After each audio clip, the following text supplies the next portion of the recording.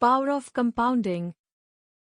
With compound interest, the interest that you earn increases with the increase in your investment, monthly/quarterly/semi-annual/or annual investment plus the interest that you are earning on this investment.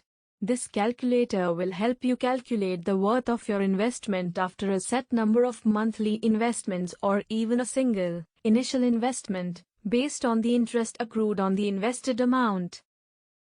Benefits of using a power of compounding calculator.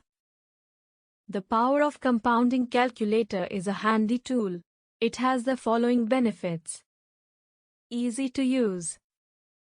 The calculator is very easy to use. All one has to do is enter the three values: the investment amount, investment period, in years, and expected return, in percent.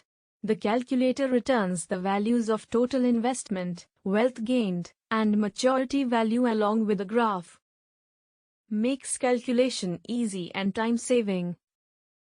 Calculating compound interest on an investment and determining the final value manually is a time-taking process. The power of compounding calculator gives back accurate results in a matter of seconds, hence saves time for the investor. Future planning. The power of compounding calculator helps plan the future financially.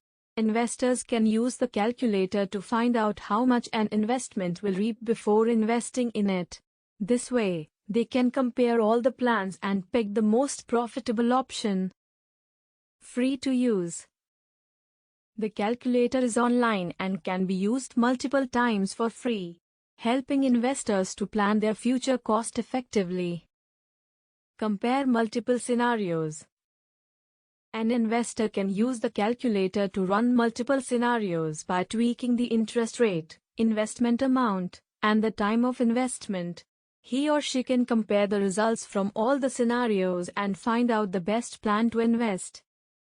What is the power of compounding in mutual funds? Per annum, who would be richer? Ansh, of course. At the age of 50, Ansh's investment value is 61 Indian rupees and 81 paise lakhs, whereas Ved's investment value would have been 49 Indian rupees and 96 paise lakhs. Ansh would still be richer if he and Ved invested quarterly or one time. Let's assume Ansh invests 2000 Indian rupees every quarter from the age of 21 and keeps investing until he turns 50. And Ved invests 10,000 Indian rupees every quarter from the age of 35 and keeps investing until he turns 50.